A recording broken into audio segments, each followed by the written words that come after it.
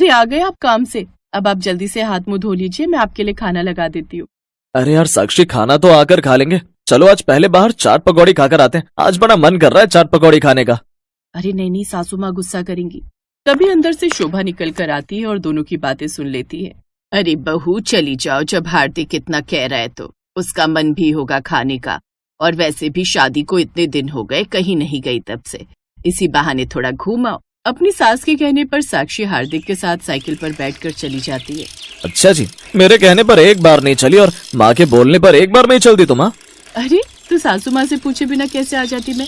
खैर ये सब छोड़ो, ये बताओ आज ये इतना प्यार कैसे जाग रहा है मुझ पर, जो आज मुझे बाहर की चाट पकौड़ी खिलाने ले आए हो?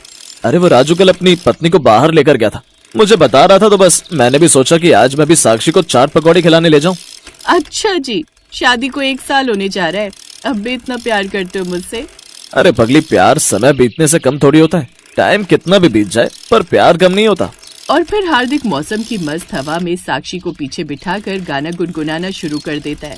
जब प्यार किया तो डरना क्या, जब प्यार किया तो डरना क्या, ओ प्यार किया कोई चोरी नहीं की, प्यार किया जब प्यार किया तो डरना क्या। दोनों बहुत ही खुश थे और हंसते बोलते मगन होते हुए जा रहे थे कि तभी सामने से एक बाइक आती है और उनकी साइकिल को टक्कर मार देती है, जिसके कारण हार्दिक की वहीं मौत हो जाती है और साक्षी को थोड़ी बहुत चोट लगती है। कुछ समय बाद हार्दिक की डेड बॉडी को घर पर लाया जाता है। साक्षी हार्दिक के पास सर रखकर खूब रोती है। मुझे क्यों छोड़ गए अकेला, अब मैं कैसे रहूंगी आपके बिना? हार्दिक तुम तो मुझसे प्यार करते थे ना, फिर क्यों छोड़कर जा रहे हो? हार्दिक ऐसा मत करो, मुझे छोड़कर मत जाओ हार्दिक, मैं नहीं रह पाऊंगी तुम्हारे बिना। थोड़ी देर बाद हार्दिक को अंतिम संस्कार के लिए ले जाया जाता है। ऐसे कुछ दिन बीत जाते हैं और साक्षी को रह रहकर अपने पति की याद सताती। साक्षी के ससुराल में उसके सास ससुर और छोटा देवर और एक छोटी ननद थी। उसके मायके वाले उसे लेने आए, लेकिन उसने जाने से इनकार कर दिया। ऐसे ही समय गुजरता गया और एक दिन शोभा अपने पति से, महेश हार्दिक को खत्म हुए भी काफी समय हो गया है, अब हमको भी बहू के बारे में सोचना चाहिए। कब तक वो बेचारी अपनी जिंदगी ऐसे ही काटेगी, अभी तो उसकी उम्र ही क्या है। क्या तो सही रही हो तुम शोभा, कब तक बहू हमारी सेवा करती रहेगी और कुछ टाइम बाद हम छोटे बेटे नवीन की शादी भी कर देंगे, बहू आ ही जाएगी और हमारी सेवा कर लेगी। अब वो इस बारे में साक्षी से बात करते हैं, पर साक्षी शादी करने से इनकार कर देती है। नहीं, मैं यहीं रहूंगी, मैं इस घर को छोड़कर कहीं नहीं जाऊंगी, ये घर मेरे हार्दिक का है। साक्षी की बातें सुनकर उनकी आंखों में आंसू आ जाते हैं और वो उससे कुछ नहीं कहते। तभी उनका ध्यान नवीन पर जाता है और दोनों के दिमाग में एक ही बात चलती है, क्या आप भी वही सोच रहे हैं जो मैं सोच रही हूँ? हाँ शोभा। अब वो पहले इस बारे में नवीन से बात करते हैं। साक्षी अच्छी लड़की थी, इसलिए वो इसके लिए मान जाता है और साक्षी भी यही सोचकर हाँ कर देती है कि उसे कहीं और नहीं जाना पड़ेगा। फिर कुछ समय बाद साक्षी की शादी उसी के देवर नवीन से हो जाती है। नवीन पास के ईंट भट्टे पर काम करने लग जाता है और वहां पर उसको नशे की लत लग जाती है, जिससे अब वो रोज नशा करके घर आता और साक्षी को बहुत बुरी तरह मारता है। माँ जी बचाइए मुझे, ये मुझे मार रहे हैं। शोभा अंदर से निकल कर आती है और उसे बचा लेती है, लेकिन अब रोज रोज साक्षी के साथ वो ऐसा ही करता। ये देख एक रोज शोभा नवीन को घर से बाहर निकाल देती है। सासू माँ, लगता है मेरी किस्मत में पति का प्यार ही नहीं लिखा है। हार्दिक मुझे प्यार करते थे तो भगवान ने उनको मुझसे छीन लिया, और अब नवीन जी से शादी हुई तो इनको नशे की लत लगाकर दूर कर दिया। कुछ समय बाद नवीन के काम ना करने की वजह से घर का राशन पानी खत्म हो गया, जिससे अब घर के हालात काफी खराब हो गए। सासू माँ, आज क्या बनाऊं खाने में, घर में कुछ सब्जी नहीं है। बहू, मैं आंगन में से कच्चे आम ले आती हूँ, तुम उसकी चटनी बना लेना और उसके साथ रोटी बना लेना। शोभा आंगन में से कच्चे आम तोड़कर ले आती है और शोभा उसकी चटनी बनाती है। फिर सब लोग खाना खा लेते हैं। फिर अगले दिन साक्षी, सासू माँ आज क्या बनाऊं खाने में, आज घर में आटा भी खत्म हो गया है। मैं सोच रही थी क्यों ना मैं आज कच्चे आम के पकौड़े बना लूं, कल भी रेनू दीदी ने खाना नहीं खाया था, आज तो वो मन से खा लेगी, और थोड़ा सा बेसन भी रखा है, उसी में लपेट कर बना दूंगी पकौड़े। साक्षी रसोई में जाती है और बेसन का पेस्ट बनाती है और उसमें कच्चे आम काट कर डालती है और सबके लिए गर्मा गर्म पकौड़े बना कर लाती है। अरे भाभी, क्या बनाया ये, एक तो इतने खट्टे आम, ऊपर से मसाले, मुझे नहीं खाने, ले जाओ इनको। रेनू, ये कैसे बोल रही है, तुम्हारे लिए तो बनाए थे ये पकौड़े तुम्हारी भाभी ने, जब कुछ नहीं था घर में तो वो कहाँ से लाती बनाने के लिए कुछ। अब खा लो और नखरे मत करो। और फिर रेनू मन मारकर 2-3 पकौड़े खा लेती है और गुस्से में वो अपने कमरे में चली जाती है। अब साक्षी सोच में पड़ जाती है कि ऐसा कब तक चलेगा, कुछ न कुछ तो करना ही पड़ेगा। मुझे नहीं पता था कि मेरा दूसरा बेटा इतना नालायक निकलेगा। मैंने सोचा था कि बाहर के धक्के खाकर घर ही आ जाएगा, पर देखो ना, अभी तक नहीं आया। आज 3 महीने हो जाएंगे। बहू, अब तो कुछ ना कुछ करना ही पड़ेगा, नहीं तो घर का गुजारा नहीं चल पाएगा। माँ जी, शाम होने वाली है, फिर खाने के लिए क्या बनाऊं? बहू, क्या ही बनाऊं, आंगन में आम ही लगे हैं। माँ जी, मैंने रसोई में मूंग की दाल रखी देखी थी। एक बार हार्दिक लेकर आए थे हलवा बनाने के लिए, मैं बना नहीं पाई थी, इसलिए सोच रही थी आज कच्चे आम को मूंग की दाल के साथ पीसकर उसके पकौड़े बनाऊं। आप देखना, वो ननद जी को भी पसंद आएंगे। थोड़ी देर बाद साक्षी अंदर जाती है और कच्चे आम की मूंग की दाल वाले पकौड़े बनाती है। कुछ देर बाद, अरे वाह भाभी, आज पकौड़े तो बहुत अच्छे बने। आज किस चीज के पकौड़े बनाए हैं? ये आज मैंने मूंग की दाल के पकौड़े उसमें आम डालकर बनाए हैं। जो भी बोलो, ये इतने कुरकुरे हैं कि मजा ही आ गया। मैं तो कहती हूँ आप यही काम शुरू कर दो, देखना कितने पैसे छापोगी। ये बात सुनकर शोभा और साक्षी एक दूसरे को देखने लगते हैं। थोड़ी देर बाद शोभा अपने पड़ोस से कुछ पैसे उधार लाती है और उन पैसों से पकौड़े बनाने का सामान लेकर आती है। फिर शोभा भी आंगन से कच्चे आम लेकर आ गई और साक्षी ने भी सारी तैयारी कर ली थी। फिर साक्षी ने कच्चे आम को काटकर उसे मूंग दाल का पेस्ट बनाकर उसके पकौड़े बनाए और शोभा सर पर टोकरा रखकर पकौड़े बेचने के लिए चली जाती है और गलियों में, बाजारों में आवाज मार मार कर पकौड़े बेचने लगती है। पकौड़े ले लो, पकौड़े, खट्टे मीठे आम के पकौड़े, एक बार खाए तो वो खाता ही जाए। ऐसी आवाज मार मार कर सारे पकौड़े बिक जाते हैं। अब घर पर साक्षी पकौड़े बनाती रहती और कुछ दिन बाद उन्होंने हिसाब लगाया तो उनको मुनाफा होता नजर आया। ऐसे दिन बीतते चले गए। लोगों को साक्षी के हाथ के बने पकौड़े बहुत पसंद आने लगे, जिससे लोग रोज सुबह शाम कच्चे आम के पकौड़े खाने लगे। साक्षी की हालत खराब हो जाती थी सुबह से शाम तक पकौड़े बनाने में। एक दिन शोभा मंदिर के बाहर पकौड़े बेचने गई। मंदिर में उसने मांगने वालों की लाइन में अपने छोटे बेटे को भी बैठे देखा और अचानक उसके हाथ से पकौड़े का टोकरा गिर गया। बेटा, तू यहाँ मंदिर के बाहर, क्या हुआ ये सब? माँ, मैंने बहुत गलत किया था साक्षी के साथ, आज उसी के कर्मों की सजा भुगत रहा हूँ। क्या हुआ था बेटा तुझे, और तू इतने दिन से घर वापस क्यों नहीं आया? एक दिन ऐसा नहीं गया जो तेरा इंतजार नहीं किया मैंने। माँ, मैं नशे की हालत में था और मुझे कुछ गुंडे वहां से उठाकर ले गए और वहां पर मुझसे चोरी डकैती का काम कराते थे और काम न करने पर मुझे मारते थे और मेरी एक टांग भी तोड़ दी और मैं जैसे तैसे वहां से भाग आया और इस मंदिर पर अपना पेट भर लेता हूँ। और माँ, मैं इसीलिए घर नहीं आया, मेरी हिम्मत नहीं थी साक्षी का सामना करने की। फिर शोभा नवीन को अपने साथ घर ले जाती है और नवीन साक्षी से माफी मांगता है। साक्षी भी उसे माफ कर देती है और सास बहू ने पकौड़े बेच बेच कर मेहनत करके नवीन का अच्छे हॉस्पिटल में इलाज कराया और नवीन को ठीक कर लिया। कुछ समय बाद नवीन ने अपना ठेला लगा लिया। सब लोग मिलकर ठेले पर काम करने लगे। उनका ठेला अच्छा चलने लगा और पैसे की कमी पूरी हो गई। उनकी आर्थिक स्थिति भी ठीक हो गई। अब साक्षी को वो खूब प्यार देता, जिससे साक्षी भी बहुत खुश थी।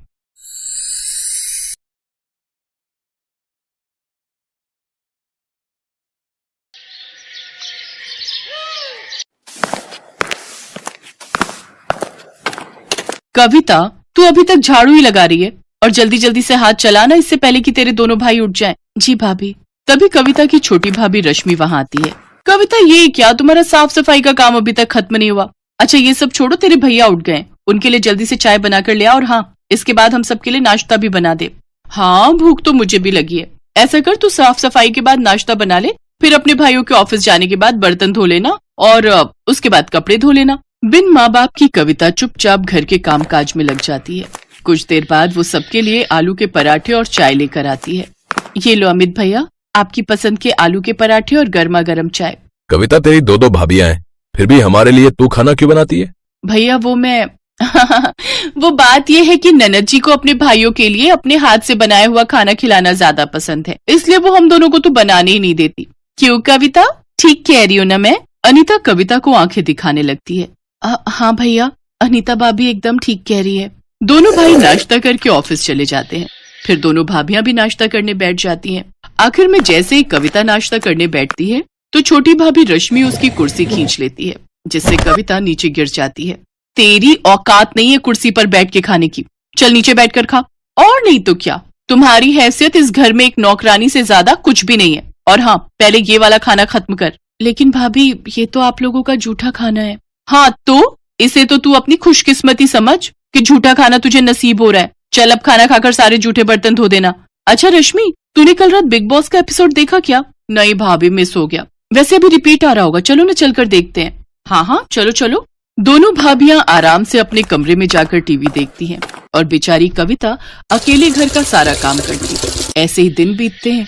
एक रोज हम दोनों भाइयों को काम के सिलसिले में दूसरे शहर जाना है। हमारे मालिक एक नई फैक्ट्री झारखंड में लगवाना चाहते हैं। हम कुछ 2 महीनों के लिए वहीं रहेंगे। तब तक तुम सब अपना ख्याल रखना, ठीक है? भैया आप दोनों मुझे छोड़कर जा रहे हो? जा कहाँ रहे हैं पगली, तेरे लिए ही तो मेहनत कर रहे हैं ताकि हमारा प्रमोशन हो जाए और हम तेरी शादी धूमधाम से कर सकें। ये सुनकर दोनों भाभियां मुंह बना लेती हैं। अपने पतियों के जाने के बाद तो अब वो दोनों कविता पर और भी जुल्म ढाती हैं। ऐसे ही एक रोज बाहर जोर की बारिश हो रही होती है। देखो भाभी, कितना सुहाना मौसम हो रहा है, क्या मजेदार बारिश हो रही है। हाँ रश्मि, और ऐसे मौसम में गर्मा गर्म चाय और पकौड़े हो तो मजा ही आ जाए। रुक, अभी उस महारानी को बोलती हूँ। कविता, अरे ओ कविता, कहाँ मर गई? जी भाभी, आपने बुलाया? वो मैं कपड़े उठाने गई थी। अच्छा ठीक है, चल अब जल्दी से हमारे लिए गर्मा गर्म चाय और पकौड़े बना कर ले आ। जी भाभी। कविता रसोई में जाकर पकौड़े बनाने लगती है। कुछ देर, हे राम, कहीं मैं पकौड़ों में नमक डालना तो नहीं भूल गई, एक चक्कर देखती हूँ। कविता जैसे ही एक पकौड़ा चखने लगती है तभी वहाँ उसकी छोटी भाभी रश्मि आ जाती है और वो उसे एक जोरदार थप्पड़ मारती है। बदतमीज, हमें जूठा खिलाती है, आज तो तू देख तेरी खैर नहीं। ये कहकर रश्मि उसे खूब मारती है। आवाज सुनकर अनीता वहाँ आती तो डर के मारे कविता अपनी बड़ी भाभी के पीछे छुप जाती है। भाभी मुझे बचा लीजिए। अब बस भी कर रश्मि, अगर ये मर गई तो हमें जेल में सारी उम्र बितानी पड़ेगी। एक काम करते हैं, इसे घर से निकाल देते हैं, नहीं तो पता चले हमारे पति जो भी कमा रहे हैं वो आकर इसकी शादी में उड़ा दें। हाँ, ये तो मैंने सोचा ही नहीं, ये बात ठीक कही आपने। दोनों भाभियां बेचारी ननद को धक्के मारकर बाहर निकाल देती हैं। बाहर तेज बारिश हो रही थी। भाभी मुझे घर से मत निकालो, इस बारिश में आखिर मैं कहाँ जाऊंगी। लेकिन वो उसकी एक नहीं सुनती और उसे घर से निकाल देती है। कविता बारिश में बचते हुए एक पेड़ के नीचे खड़ी हो जाती है और सारी रात उसी पेड़ के नीचे बैठकर रोती रहती है। ऐसे ही अगली सुबह हो जाती है। कविता को भूख लगने लग जाती है। बहुत भूख लगी है, ये सोचकर कविता कुछ खाने के लिए ढूंढते हुए सड़क की ओर आती है। ठेलों पर जाकर कुछ न कुछ मांगती है लेकिन कोई भी उसकी मदद नहीं करता। कुछ देर बाद वो एक बूढ़े बाबा के ठेले पर पहुंचती है जो कि पकौड़े बनाकर बेच रहा था। वो उसके सामने रोते हुए कहती है, बाबा मैं कल से भूखी हूँ, मुझे बहुत भूख लगी है, मुझे ये थोड़े से पकौड़े दे दो, लेकिन मेरे पास पैसे नहीं है। उस बूढ़े व्यक्ति को कविता पर तरस आ जाता है और वो कुछ प्याज के पकौड़े चटनी के साथ उसे खाने को दे देता है। कविता को उन पकौड़ों को देखकर वो बात याद आ जाती है कि कैसे एक पकौड़े के पीछे उसकी भाभी ने उसे घर से निकाल दिया। क्या हुआ बेटी, तुम रो क्यों रही हो? अभी तो कह रही थी कि बहुत भूख लगी है। कविता रोते हुए उसे सारी बात बताती है। बेटी, तुम जवान लड़की अकेले कहाँ भटकोगी सड़कों पर? इससे तो बेहतर होगा तुम इस गरीब की झोपड़ी में चलकर रहो, मेरी बेटी बनकर। ऐसे कुछ दिन बीत जाते हैं। अब कविता उस बूढ़े बाबा के घर पर रहकर उसके खाने का ध्यान रखती, लेकिन एक रोज बूढ़े बाबा की तबीयत खराब रहने लगी, इसलिए अब उनकी जगह कविता उनके पकौड़ों का ठेला संभालने लगी। अब कविता उस ठेले पर प्याज के साथ मिर्च, आलू, पालक और गोभी के पकौड़े भी बनाकर बेचने लगी, जिससे उसके ठेले पर ग्राहकों की भीड़ काफी बढ़ गई। गर्मा गर्म पकौड़े खाने के लिए अब उसके पास लोगों की लाइन लगना शुरू हो जाती है। आइए गर्मा गर्म प्याज, आलू, पालक और मिर्च के पकौड़े खाइए। तभी मौसम सुहाना हो जाता है और इस सुहाने मौसम में भला कौन इतनी वैरायटी के पकौड़े नहीं खाना चाहेगा। अरे ओ पकौड़े वाली, बनाना तो 20 रुपए के प्याज के पकौड़े। हाँ, और मेरे लिए मिर्च के पकौड़े हैं। इस तरह उसके पास ग्राहकों की भीड़ लगना शुरू हो जाती है और जो भी उसके पकौड़े एक बार खाता वो बार बार जरूर खाता। भगवान की दया से मेरे बनाए हुए पकौड़े सब ग्राहकों को बहुत पसंद आ रहे हैं। अगर मेरा ये काम ऐसे ही चलता रहा तो बहुत जल्द मैं एक नया पक्का घर बनवा लूंगी। ये सब सोचकर कविता बहुत खुश थी। अगले दिन वो फिर अपना ठेला वहाँ लगाती है, लेकिन एक रोज तेज तूफान के आने के कारण उसके ठेले की छत उड़ जाती है और बारिश के कारण उसके सारे पकौड़े उसमें खराब हो जाते हैं। सब खत्म हो गया, इस बारिश ने सब खराब कर दिया। इस बारिश ने एक तरफ जहां कविता को रोजी रोटी कमाने से भी वंचित कर दिया था, तो वहीं दूसरी ओर उसकी दोनों भाभियां आराम से अपने लिए पिज्जा और पॉपकॉर्न ऑर्डर करके मजे से इस बारिश का लुत्फ उठा रही थी। वाह वाह, क्या स्वाद है इस पिज्जा का, और इस पॉपकॉर्न के तो क्या ही कहने। उधर रोती हुई कविता अपनी झोपड़ी में आती है, जहाँ सारी झोपड़ी में पानी आ गया होता है। अब पूरे घर में तो बारिश का पानी भर गया है। बाबा, मैं अभी ये सारा पानी उठाकर बाहर फेंक देती हूँ। कविता अपनी बदकिस्मती पर रोते हुए उस पानी को उठाकर बाहर की ओर फेंकने लगती है। कुछ देर बाद वो उस बूढ़े बाबा की ओर देखती है। नहीं, मैं इतनी जल्दी हार नहीं मान सकती। बारिश में तो लोग पकौड़ों के दीवाने होते हैं। ये बरसात का मौसम तो सबसे अच्छा मौसम है कमाई करने का, लेकिन मैं इसके पकौड़ों के साथ चाय बनाकर भी बेचूं तो? मेरे पास कुछ पैसे रखे हैं, उससे फिर से शुरू करती हूँ। कविता ने हिम्मत नहीं हारी और उसने अपने ठेले की मरम्मत करवाई और एक बड़े से तिरपाल के नीचे चाय पकौड़े बेचने लगी। बारिश में लोग उसके तिरपाल के नीचे आकर चाय पकौड़े खाने लगते हैं, जिससे उसकी बिक्री अब पहले से भी ज्यादा होती है। ऐसे ही कुछ दिन बीत जाते हैं। अब कविता दिन भर में 3000 रुपए कमाने लगी। एक रोज अमित और सुधीर कार से जा रहे थे, तभी उस ठेले पर उनकी नजर गई। अरे, ये तो अपनी बहन कविता है, लेकिन ये यहाँ फुटपाथ पर ये चाय पकौड़े क्यों बेच रही है? वो दोनों कविता के पास जाते हैं। अपने भाइयों को देख कविता फूट फूट कर रोती है। भैया, आप मुझे छोड़कर क्यों चले गए थे? देखो आपके बिना मेरी हालत कैसी हो गई है। लेकिन बहन, तुम्हारी ये हालत कैसे हुई? इसके बाद कविता सारी बात अपने दोनों भाइयों को बताती है। अमित और धीरज गुस्से में घर आते हैं। अनीता, अनीता, कहाँ हो तुम? लौट आए आप लोग? आप रुको, मैं अभी पानी लाती हूँ। लेकिन तुम क्यों लाओगी? वो कविता कहाँ है? उससे कहो। अब हम आपको क्या ही बताएं, उसने तो हमारी नाक ही कटवा दी। वो तो किसी लड़के के साथ भाग गई है। ये सुनते ही अमित ने अनीता को जोरदार थप्पड़ मारा। शर्म नहीं आती झूठ बोलते हुए? हैं? दो भाइयों के होते हुए भी आज हमारी बहन को न जाने कैसे कैसे अपना पेट पालना पड़ रहा है, हैं? सुन लो, तुम दोनों के लिए अब हमारे घर में कोई जगह नहीं है। निकल जाओ यहाँ से। उन दोनों भाभियों को अपनी गलती का एहसास हो जाता है और वो अपनी ननद से माफी मांगते हैं। इसके बाद कविता अपनी दोनों भाभियों को माफ कर देती है, जिसके बाद वो उस बूढ़े काका को भी अपने घर ले आती है। अब वो अपने पकौड़े के बिजनेस को और भी आगे बढ़ाती है। एक बड़ा सा रेस्टोरेंट खोलकर उसमें पकौड़े बेचकर खूब कमाई करती है।